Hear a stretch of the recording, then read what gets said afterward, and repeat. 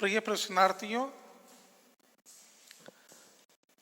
BSc BEd third year integrated course के Nirmal TT college की online classes Hindaun city में मैं केपी शर्मा आप सभी प्रशिक्षणार्थियों का हार्दिक अभिनंदन स्वागत करता हूं। पुनः विद्यालय में निर्देशन एवं परामर्श और इसके अंतर्गत मेरा जो प्रकरण है वो 36वां निर्देशन व शिक्षा, निर्देशन व शिक्षा ये प्रकरण है। तो इसमें शिक्षा का अर्थ 3 संदर्भों में वर्गीकृत किया गया है। तो वे 3 संदर्भ कौन कौन से हैं इनको मैं विस्तार रूप से आपको बता रहा हूं। तो देखिए, निर्देशन के बारे में तो पहले बताया मैंने आपको, वैसे इसको एक ही माना गया है और कुछ विद्वान तो ये कहते हैं कि निर्देशन और शिक्षा एक दूसरे के पर्यायवाची हैं। निर्देशन और शिक्षा एक दूसरे के क्या माने गए हैं साहब? पर्यायवाची माने गए हैं। तो निर्देशन और इनको शिक्षा को एक दूसरे के पर्यायवाची माना गया है साहब। क्या माना गया है? पर्यायवाची। तो निर्देशन व शिक्षा, तो शिक्षा का अर्थ 3 संदर्भों में वर्गीकृत किया जाता है और वो 3 कौन कौन से हैं? तो इसमें मैं आपको नंबर 1 है शिक्षा ऐसी प्रक्रिया के रूप में जिससे व्यक्ति परिवर्तित हो। शिक्षा एक ऐसी प्रक्रिया के रूप में है जिससे व्यक्ति में परिवर्तित होता, चहुमुख विकास होता हो। इसलिए व्यक्ति में उसके द्वारा परिणाम स्वरूप आया हुआ परिवर्तन है शिक्षा। व्यक्ति में परिणाम स्वरूप आया हुआ परिवर्तन को भी शिक्षा कहा गया है। इसलिए कई विद्वानों ने तो इसको एक माना है किसको? निर्देशन व शिक्षा को। इसमें गहरा संबंध है, बहुत घनिष्ठ संबंध है इनमें। निर्देशन व शिक्षा में बहुत ही घनिष्ठ संबंध है। इसलिए इसके कई रूप ऐसे बताए हैं जो बहुत ही आवश्यक है। तो सबसे पहले आता है कि शिक्षा का अर्थ निम्नलिखित 3 जो वर्ग हैं इनमें इसको वर्गीकृत किया गया है। तो नंबर 1 है या फर्स्ट है जिसको कहा गया है कि शिक्षा एक ऐसी प्रक्रिया के रूप में जिससे व्यक्ति परिवर्तित हो। व्यक्ति में क्या हो? व्यक्ति परिवर्तित हो जाता है, स्वभाव है उसकी स्वाभाविक प्रक्रिया में परिवर्तन हो जाता है व्यक्ति की में। किसके द्वारा? शिक्षा के माध्यम से। तो देखिए, इसके अनुसार शिक्षा आवश्यक रूप से, इसके माध्यम से शिक्षा आवश्यक रूप से ऐसी प्रक्रिया है जो व्यक्ति में होती है। व्यक्ति में ये स्वाभाविक प्रक्रिया है जो व्यक्ति के अंतर्गत होती है और इस व्यक्ति की और व्यक्तियों में जो परिवर्तन लाए, व्यक्तियों में जो परिवर्तन लाए, उसके स्वभाव में परिवर्तन लाए, उसकी क्रियाओं में परिवर्तन लाए। तो परिवर्तन लाए जाने और व्यक्ति स्वयं में परिवर्तन लाता है शिक्षा के माध्यम से। शिक्षा के माध्यम से व्यक्ति स्वयं में अपने आप में परिवर्तन लाता है। जो उसकी स्वाभाविक क्रिया है उनमें परिवर्तन लाया जाता है और जन्म के समय व्यक्ति के अंतर्गत निस्सहाय, जन्म के समय व्यक्ति के अंतर्गत निस्सहाय तथा औरों पर निर्भर होने वाला होता है। क्यों? व्यक्ति जन्म से असहाय होता है और औरों पर निर्भर होता है। जैसे जन्म हुआ बालक का तो अपने माता पिता पर निर्भर रहेगा, माता उसका पालन पोषण करेगी उस बालक का। और उसका विकास होगा। क्योंकि व्यक्ति जन्म से ही क्या होता है, एक दूसरे पर निर्भर रहता है, और जैसे जैसे उसका विकास होता है, बड़ा होता जाता है, वैसे वैसे ही उस व्यक्ति की गतिविधियां बढ़ती जाती हैं, और उस गतिविधियों बढ़ने के साथ में ही उसमें जो परिवर्तन आते हैं, जन्म से लेकर के बहुत समय तक उसकी देखभाल करनी पड़ती है। जब तक बालक समझदार नहीं हो जाता है, 3-4 साल का नहीं हो जाता, 5 साल का, तब तक उसकी बहुत ही अधिक विशेष देखभाल करनी होती है उसके माता पिता के द्वारा, क्योंकि वो निर्भर है, आत्मनिर्भर नहीं है, दूसरे पर निर्भर है जन्म से लेकर के। इसीलिए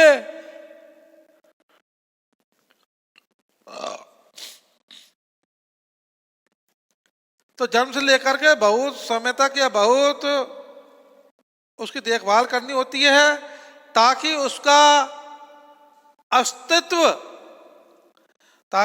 अस्तित्व बना रहे, वो नष्ट न हो, वो किसी से ग्रस्त न हो, उसका अस्तित्व होता है व्यक्ति का, उसका पालन पोषण करते हैं माता पिता सभी। इसलिए उसके अस्तित्व के लिए, व्यक्ति के अस्तित्व के लिए उसकी देखभाल बहुत जरूरी है व्यक्ति की, जो परिवारजन करते हैं। और इस दृष्टि से शिक्षा व्यक्तिगत प्रक्रिया है। इस दृष्टि से शिक्षा क्या है, एक व्यक्तिगत प्रक्रिया है, और यह शिक्षा व्यक्ति में उसके द्वारा कुछ करने के परिणाम स्वरूप में आया हुआ परिवर्तन है। यह शिक्षा व्यक्ति के स्वभाव में उसके आया हुआ परिवर्तन है। क्या शिक्षा आया हुआ क्या है साहब, परिवर्तन है ये शिक्षा व्यक्ति के अंतर्गत। इसलिए शिक्षा एक ऐसी प्रक्रिया के रूप में जिससे व्यक्ति परिवर्तित होता हो, व्यक्ति में उसके द्वारा परिणाम स्वरूप आया हुआ परिवर्तन है। इसको पुनः और बोल लेता हूं एक बार। देखिए प्रशिक्षणार्थियों, समझने की कोशिश कीजिए। ये शिक्षा एक ऐसी प्रक्रिया के रूप में जिससे व्यक्ति परिवर्तित हो। अगर वही शिक्षा अगर परिवर्तित नहीं है तो क्या शिक्षा है? व्यक्ति में परिवर्तन होना, और परिवर्तन उसके बौद्धिक, शारीरिक, मानसिक, उसके स्वभाव में परिवर्तन लाना, चहुमुखी परिवर्तन, किसके द्वारा? शिक्षा के द्वारा। तो सबसे पहले बता रहा हूं मैं आपको कि शिक्षा एक ऐसी प्रक्रिया है के रूप में जिससे व्यक्ति में परिवर्तन हो।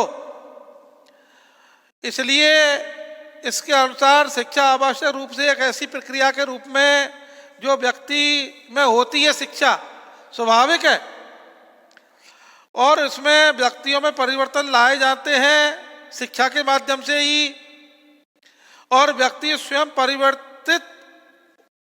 परिवर्तन लाता है। स्वयं ही व्यक्ति स्वयं भी परिवर्तन लाता है शिक्षा के माध्यम से। और जन्म के समय व्यक्ति निसहाय होता है, असहाय होता है, और व्यक्ति औरों पर निर्भर रहता है जन्म के समय। और जन्म से लेकर के बहुत लंबे समय तक उसकी देखभाल करनी होती है उसकी व्यक्ति की, बालक की, क्योंकि वो अस्तित्व में आए, उसकी मृत्यु नहीं हो जाए, वो नष्ट न हो जाए, इसलिए अस्तित्व में लाने के लिए उस बालक की परिवारजनों के द्वारा उसकी रक्षा की जाती है, पालन पोषण किया जाता है। और जैसे जैसे व्यक्ति बड़ा होता है ताकि उसका अस्तित्व बना रहे, और इस दृष्टि से शिक्षा व्यक्तिगत प्रक्रिया है, व्यक्ति विशेष की, और यह शिक्षा व्यक्ति में उसके द्वारा कुछ करने के परिणाम स्वरूप आया हुआ ही परिवर्तन है, उसके परिणाम स्वरूप आया हुआ परिवर्तन है। क्या?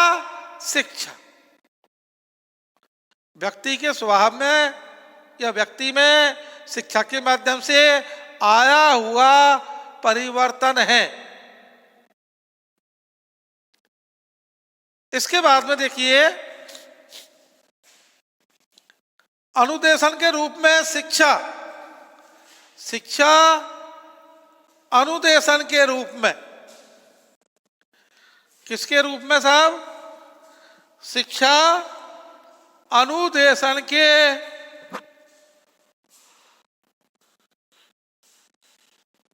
रूप में।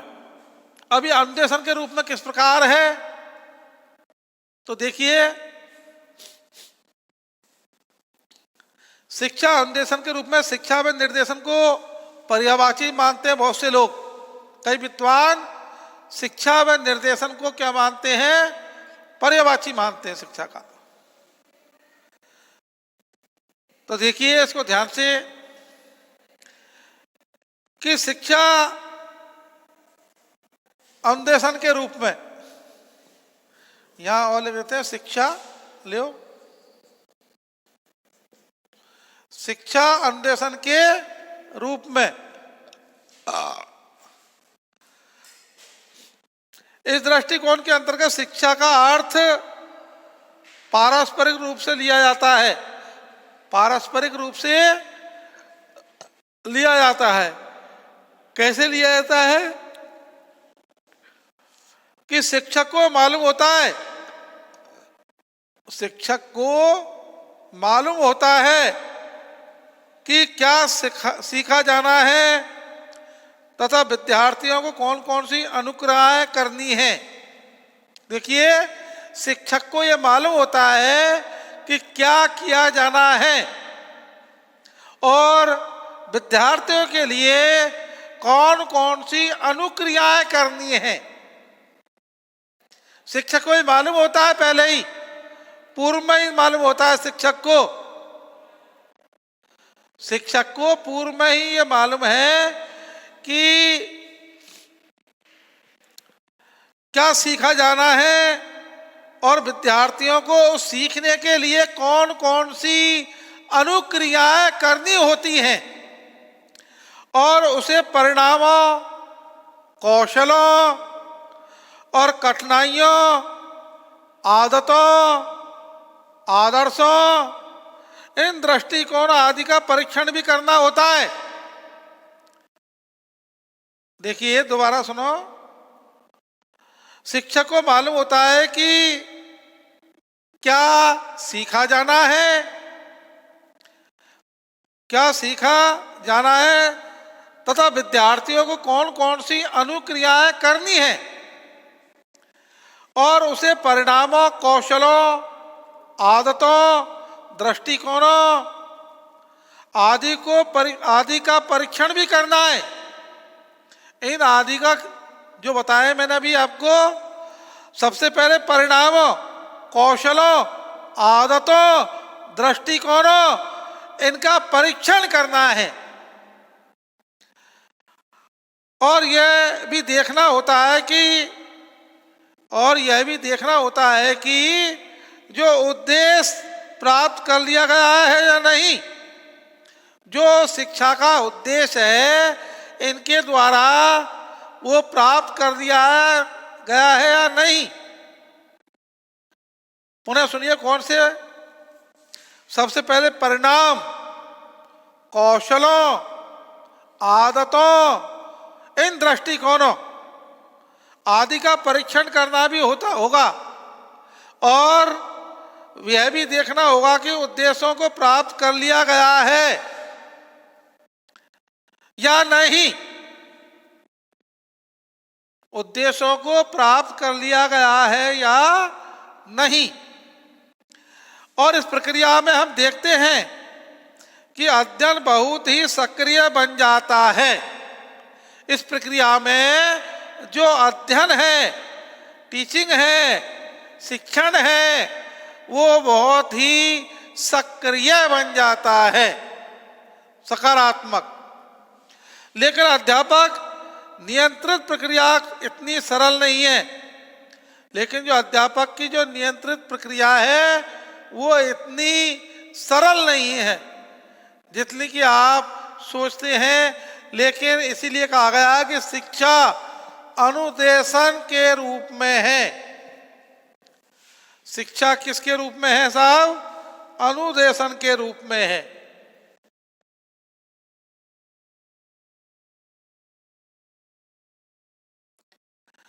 लेकिन फिर भी ऐसे संबंध हैं जो इसके रूप में आए हैं।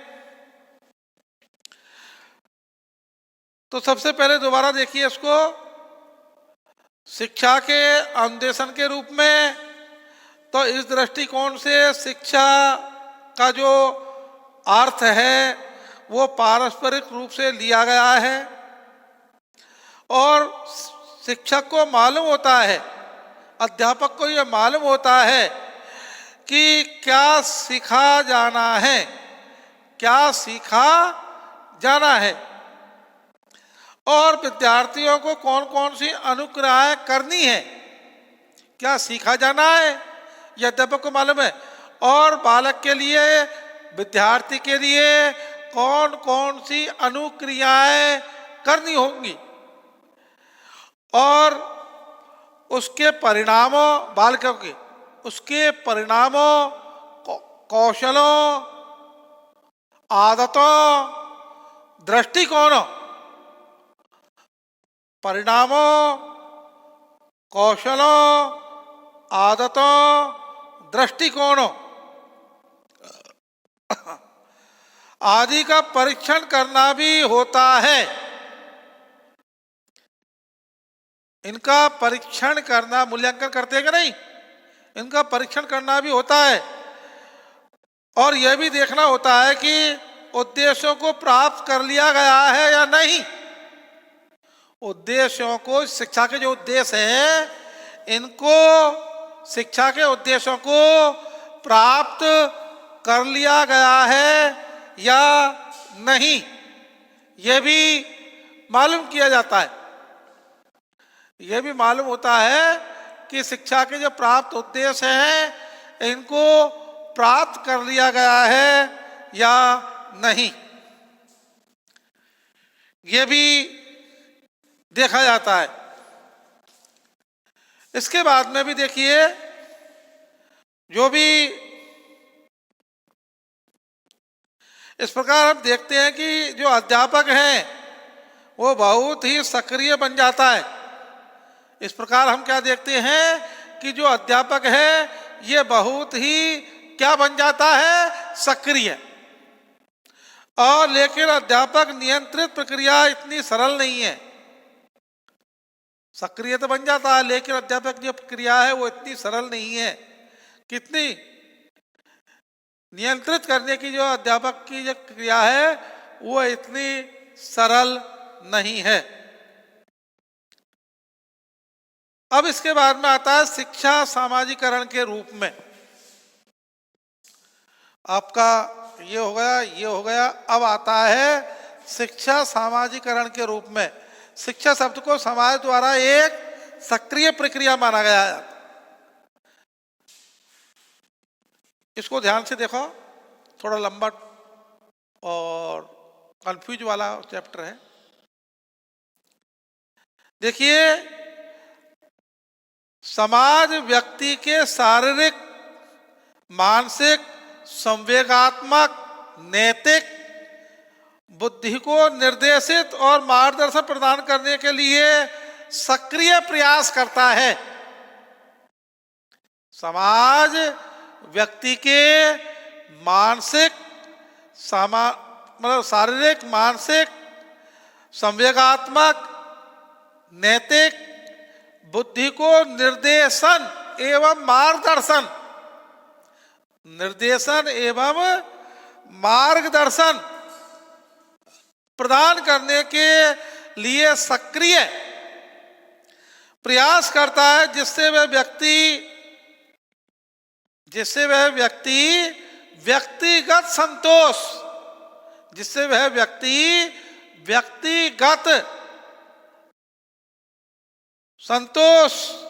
प्राप्त करके,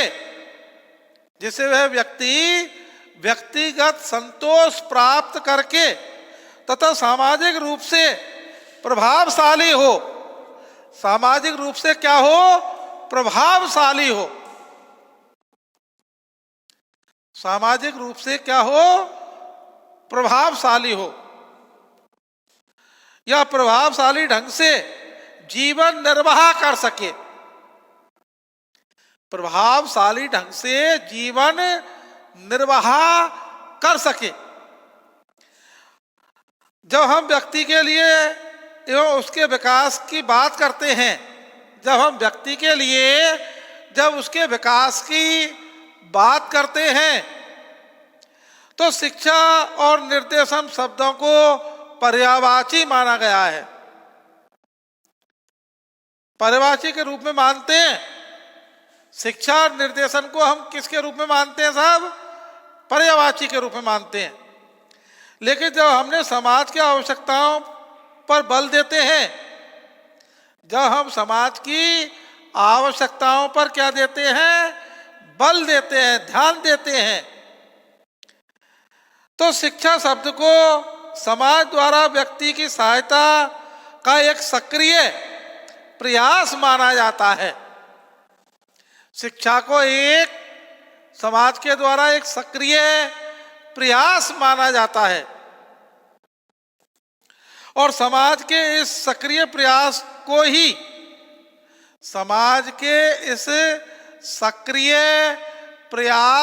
ही सहायता माना जाता है। हेल्प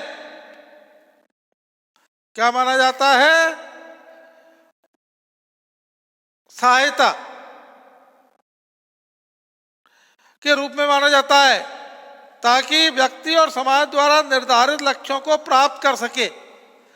ताकि व्यक्ति समाज द्वारा जो निर्धारित लक्ष्य हैं, इन लक्ष्यों को प्राप्त कर सके, इसके लिए ऐसा माना जाता है।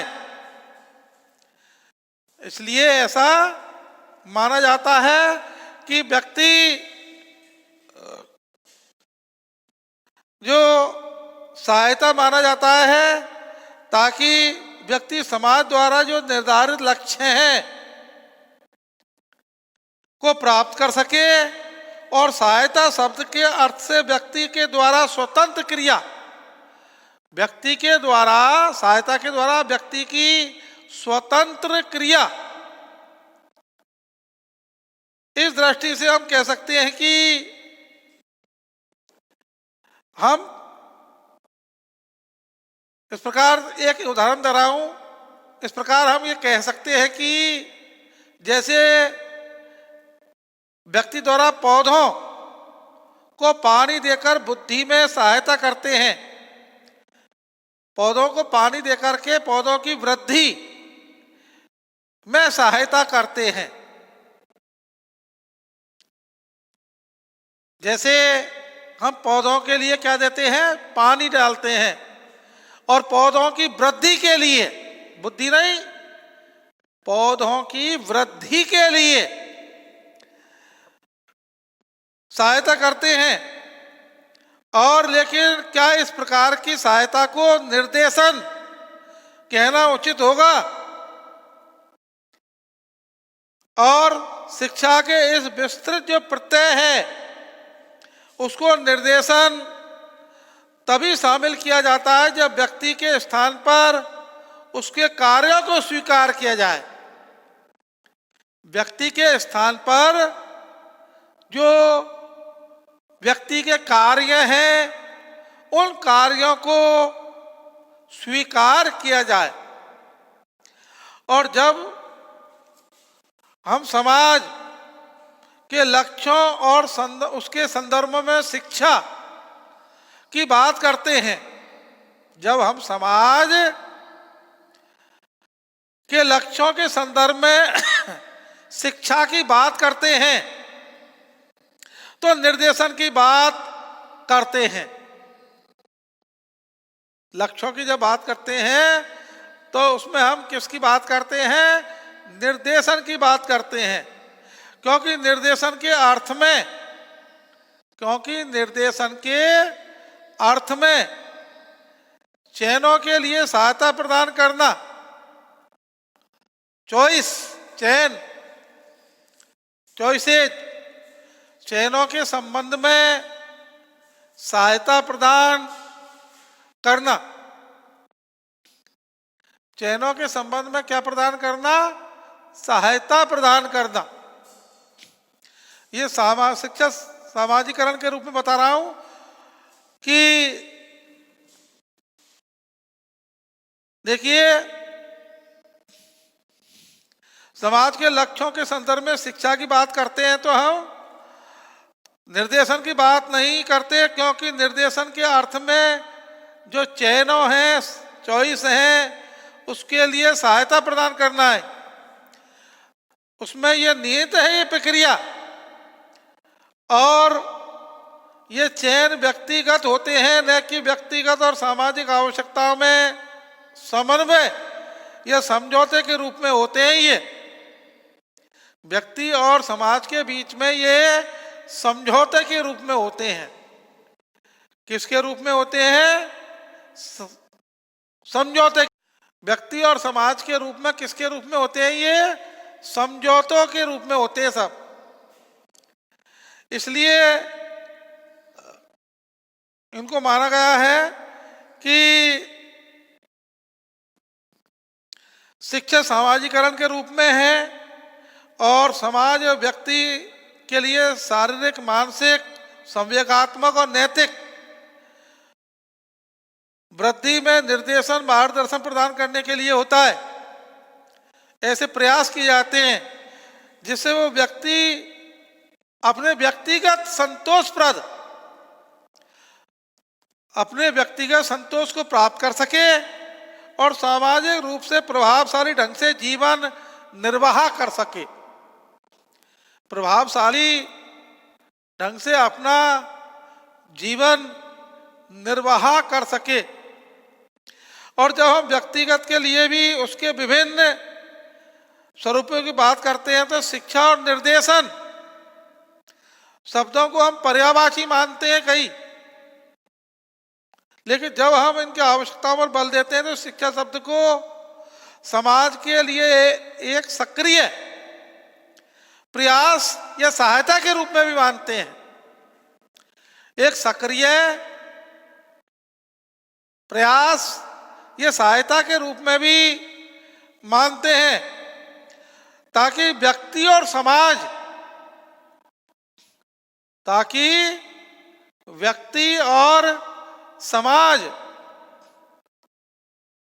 निर्धारित लक्ष्यों को प्राप्त कर सके। ताकि व्यक्ति और समाज जो निर्धारित लक्ष्य हैं, इन लक्ष्यों को प्राप्त कर सके। और सहायता शब्द का अर्थ व्यक्ति द्वारा स्वतंत्र क्रिया है। सहायता शब्द व्यक्ति द्वारा स्वतंत्र क्रिया। इस दृष्टि से हम ये कह सकते हैं कि एक उदाहरण के रूप में जैसे पौधों को पानी देना, पौधों को पानी दे करके पौधे की वृद्धि में सहायता करते हैं। पौधों को हम पानी दे करके जो पौधों की जो वृद्धि है उसमें हम सहायता करते हैं। लेकिन क्या हम इस प्रकार सहायता को निर्देशन कहना उचित होगा? शिक्षा के विस्तृत प्रयत्न का निर्देशन को तभी शामिल किया जाता है जब व्यक्ति के स्थान पर उसके कार्यों को स्वीकार किया जाए। व्यक्ति के स्थान पर उसके कार्यों को स्वीकार किया जाए तभी माना जाता है। इसके बाद में देखिए, जब हम समाज के लक्ष्यों के संदर्भ में अगर शिक्षा की बात करते हैं, समाज के संदर्भ में हम लक्ष्यों के बारे में अगर शिक्षा की बात करते हैं तो निर्देशन की बात नहीं करते, क्योंकि निर्देशन का अर्थ जो चयन है, चयनों चॉइस के लिए सहायता प्रदान करना है, और चयन जो व्यक्तिगत होते हैं और व्यक्तिगत और सामाजिक आवश्यकताओं में समन्वय या समझौते के रूप में होते हैं। ये सामाजिक शिक्षा के रूप में हुआ। मैंने ये तीनों अर्थ बतलाए हैं। शिक्षा एक ऐसी प्रक्रिया के रूप में है जिससे व्यक्ति परिवर्तित होता है और व्यक्ति में उसके द्वारा परिणाम स्वरूप आया हुआ परिवर्तन है। शिक्षा अनुदेशन के रूप में है।